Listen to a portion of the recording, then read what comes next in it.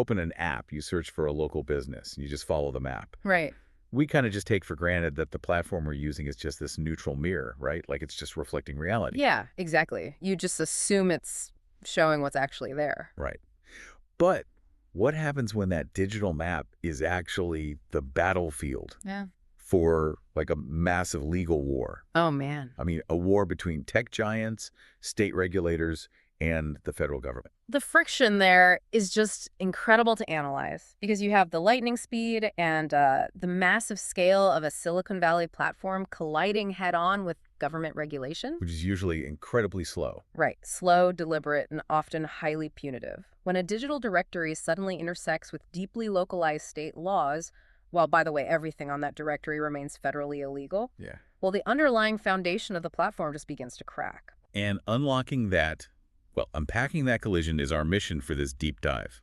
Today, we are looking at how law, aggressive enforcement, and extreme market pressures completely redrew California's cannabis map. Over the span of just a couple of years, too. Yeah, exactly. It was so fast. And we're basing this exploration on a detailed brief provided by Nug Notes. They broke down one of the most intense corporate standoffs in recent memory, which is the battle over Weedmaps. It's basically the ultimate case study.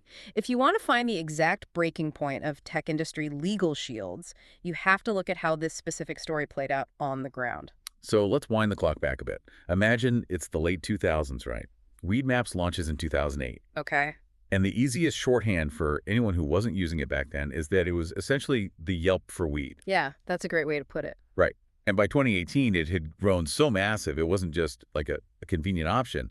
It was the default. It was the undisputed discovery engine for the entire state. Yeah, everyone used it. If you wanted to find a dispensary or, browse a live inventory menu or read customer reviews in California, you were doing it on Weedmaps. It was the center of gravity for all consumer behavior. And during that specific 10-year window, leading up to 2018, they operated very comfortably as a shielded platform. Shielded how? Well, they provided the digital infrastructure, right? Yeah. The mapping software, the user interface, the review system, but they maintained a strict conceptual distance from the actual physical transactions happening offline. Oh, I see. They argued they were merely the map. They definitely weren't the destination. And that model worked flawlessly for them. Until it didn't. Right, until the regulatory tectonic plates shifted entirely underneath them. Which brings us to the event that triggered that earthquake California's Proposition 64. Right. So in January 2018, the state flipped the switch on recreational sales. But, this wasn't just a simple matter of suddenly making something legal. No, not at all. Prop 64 introduced this vast, incredibly strict, and highly localized regulatory framework. The state basically tried to take this sprawling, decades-old gray market and force it into a tightly tracked, highly taxed corporate structure literally overnight. And the transition was jarring, to say the least. Suddenly, California required all cannabis retailers to be officially state licensed. Right. Operating in the shadows was no longer just a tolerated gray area. It was a direct threat to the state's new tax base. Which is where the state gets very motivated. Oh, absolutely. Yeah. So the newly formed Bureau of Cannabis control the BCC. They look at Weedmaps. The biggest traffic driver in the industry. Exactly. And they hand down a mandate. They order Weedmaps to immediately purge all unlicensed sellers from their platform. They demanded a clean house. Yes, clean house entirely. And Weedmaps flat out refused. They completely dug their heels in. Okay, let's unpack this. Because their legal defense actually requires us to rethink how we view tech platforms in general. Is a platform essentially just the landlord of a massive digital shopping mall? Think about it. If I own a massive physical retail space and I lease a storefront to a tenant, Okay. and that tenant quietly starts selling, say, counterfeit designer bags out the back door, am I, the mall owner, going to prison just because I leased them the physical space? Right. Weedmaps essentially said, look, we're just the digital landlord. We don't police the inventory of our tenants. And legally, that digital landlord defense is anchored in Section 230 of the Communications Decency Act. Right, which is a huge deal. It is arguably the most foundational piece of law governing the modern internet. Yeah. Section 230 essentially protects interactive computer services from being treated as the publisher or the speaker of information provided by a third-party user. So it shields them. Exactly.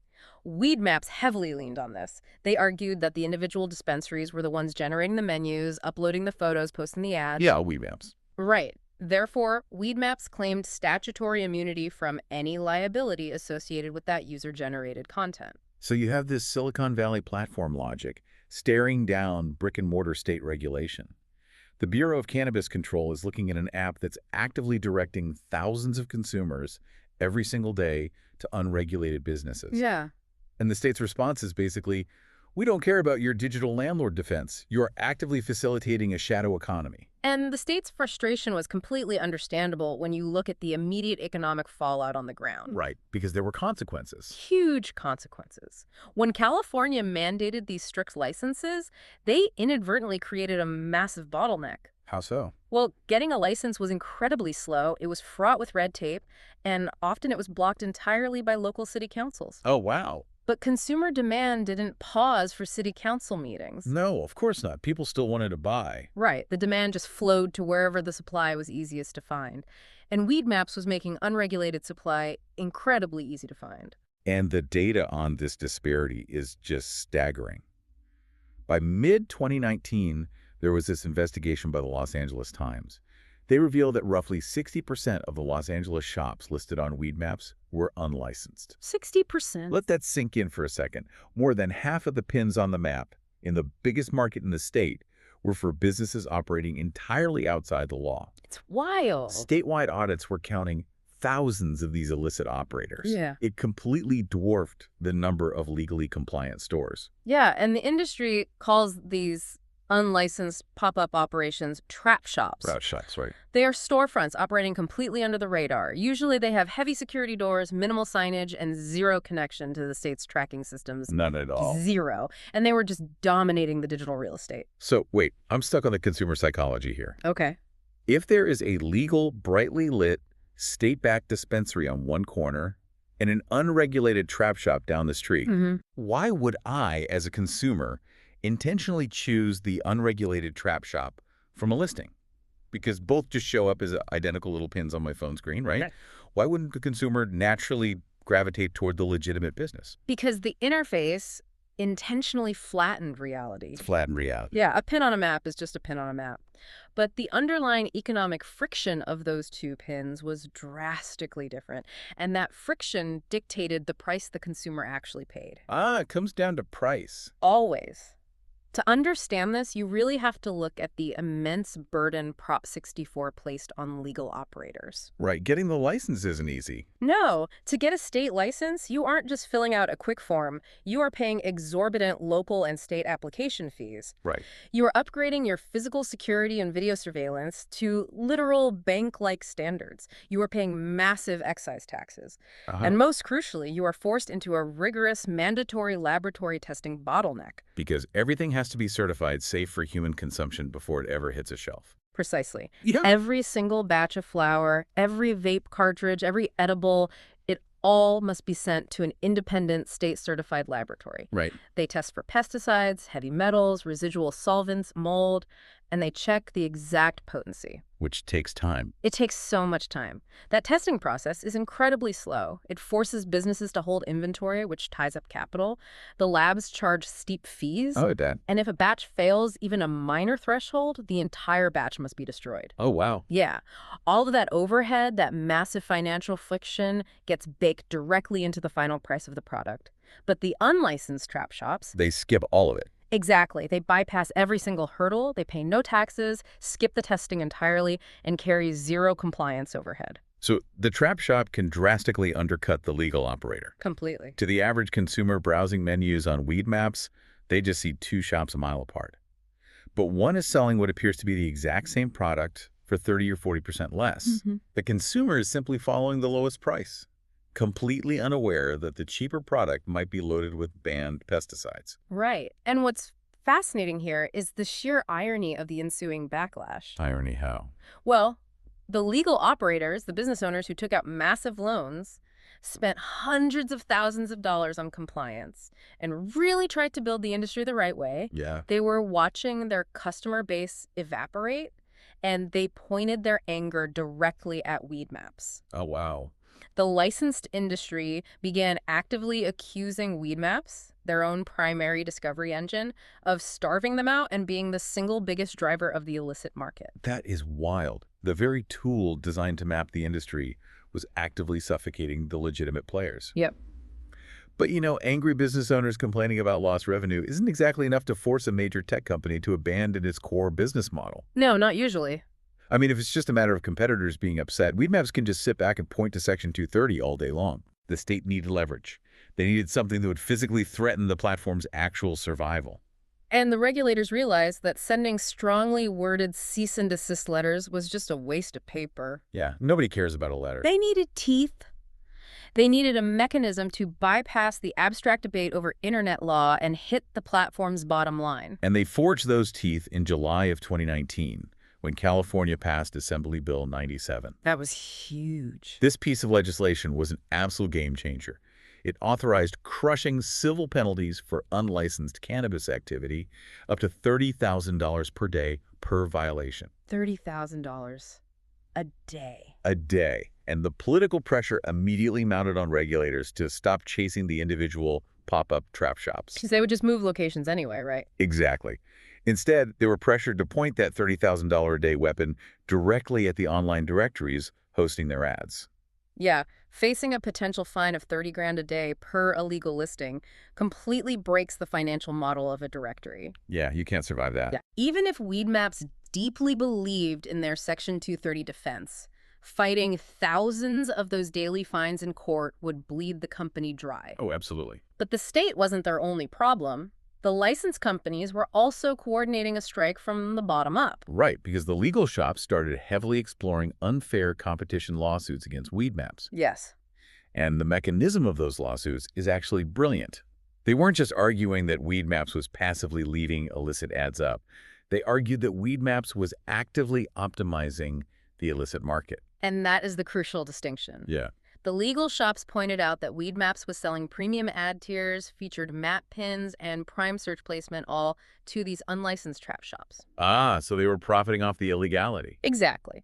An illegal shop could take the thousands of dollars they saved by dodging taxes and lab tests and just use that cash to buy top billing on the app. Wow. When a consumer searched their zip code, the algorithm actively buried the legal shops on page 3 and promoted the illegal shops to the very top. That's crazy. So the lawsuits argued this wasn't a passive bulletin board. This was active curation and market rigging, which fundamentally strips away the Section 230 neutral platform defense. So Weedmaps is suddenly caught in this massive vice. They have the state threatening existential daily fines from the top. Yep. And their own legal clients threatening massive unfair competition lawsuits from the bottom. A total squeeze. But surprisingly, even with all of that financial and legal pressure, the public narrative didn't truly shift until the health crisis hit. Oh, the vape crisis. That changed everything. Yeah. Right around this same period in 2019, hospitals across the country began seeing a terrifying wave of severe, sometimes fatal lung injuries. Yeah, I remember that. It was all over the news. It was everywhere. And the medical community quickly linked these hospitalizations to illicit vape products. Products heavily cut with dangerous additives, right? Like vitamin E acetate. Yes. Which were never subjected to the state-mandated lab testing we discussed earlier. Exactly. The stakes escalated from tax policy to public safety literally overnight. The argument that we're just a neutral digital landlord, well, that rings incredibly hollow when the products being advertised in your digital mall are sending teenagers to the intensive care unit. Yeah, it makes the platform look directly complicit in a major public health emergency. The PR nightmare was immense. But even then, despite the $30,000 daily fines, the unfair competition lawsuits, and the devastating vape crisis, Weedmaps was still attempting to negotiate. They were trying to drag out the compliance timeline under state law. It's unbelievable. But here's where it gets really interesting.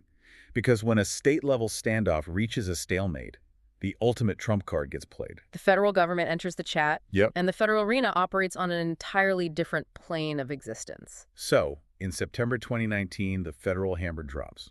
The Department of Justice issues sweeping subpoenas to Weedmaps' parent company, Ghost Management Group. And the DOJ doesn't send polite inquiries. No, they do not. They were demanding vast amounts of internal records tied to thousands of listings. Wow. They wanted to see communications, financial routing, and the internal business practices governing exactly how this platform handled unlicensed operators. See, if we connect this to the bigger picture, we can see exactly why a DOJ subpoena is the absolute breaking point for a tech company's legal shield. Right. We talked heavily about Section 230, right, and how it protects platforms from civil liability, meaning you can't be sued for a bad review and an unfair ad. Right. But here is the massive unavoidable limitation of Section 230. It offers absolutely zero protection against federal criminal law. The shield just evaporates. Instantly. It works against local civil suits, but the moment the feds start looking at you for a criminal enterprise, you are completely exposed. Completely. And the critical context here is that regardless of California's Prop 64 or any state-level legalization, cannabis remains a Schedule I controlled substance under federal law. Right, still federally illegal. In the eyes of the DEA and the DOJ, it is legally grouped with heroin. So by issuing those subpoenas, the Department of Justice was sending a terrifying signal to the executives at Ghost Management Group. They were signaling that they were no longer viewing this as just some local regulatory dispute over missing tax revenue. Exactly. They were potentially viewing this as the facilitation of a massive, federally illegal narcotics operation. Oh, wow. And for a corporate board, the risk calculus changes instantly. Oh, yeah. You can afford high-priced lawyers to battle the Bureau of Cannabis Control in state civil court for a decade, sure. But you do not play a game of chicken with the Department of Justice. Not when federal prison time is on the table. No way. The threat of federal criminal charges effortlessly bypassed all the neat little tech defenses Weedmaps had built up over a decade. So the pivot was inevitable. Facing insurmountable pressure from literally every possible angle, the company capitulated. Which brings us to the climax of this entire narrative. On January 1st, 2020, the landscape of California cannabis discovery changed permanently. It really did. Weedmaps executed a massive systemic purge. Thousands of unlicensed listings were just wiped from the platform. The era of the open Wild West digital directory was officially over. They shifted entirely to a strict, non-negotiable license verification model. Yeah. If a dispensary wanted to appear on the map, they had to upload valid, active state credentials. They had to prove they were inside the system. Right. And it represented a monumental operational and philosophical shift. A company that had spent over a decade vehemently defending its status as a neutral, open directory. Just transformed overnight. Yes, Yeah. into an active, compliance-focused marketplace. They essentially became an extension of the state's enforcement apparatus just to guarantee their own survival. So what does this all mean? When the dust finally settled on January 1st, 2020, and the map was wiped clean of illicit shops, what was the actual ripple effect on the ground for the legal market? The immediate relief for the licensed retailers was profound. I can imagine. Yeah, by purging thousands of trap shops, Weedmaps effectively severed one of the most vital advertising arteries for the illicit market. Right. Without that centralized, heavily trafficked discovery engine funneling consumers directly to their hidden doors, countless underground operations simply suffocated. They just couldn't get the foot traffic. Exactly. The legal dispensaries finally saw the bump in foot traffic they had been promised by the state all along. And Weedmaps successfully threaded the needle. They survived the DOJ scrutiny and dodged the state fines by repositioning themselves as a regulated partner rather than a combative platform. But, sweeping the digital map clean doesn't automatically fix the physical map. No, it doesn't. Taking the listings off an app is a huge victory for state regulators. But the core issue that created the black market in the first place wasn't entirely resolved. No, because of the structural realities of local law. Right. Even after California voters passed Prop 64, the law allowed individual cities and counties to completely ban commercial cannabis activity within their borders. Oh, right. Today, vast geographic stretches of California are effectively cannabis deserts.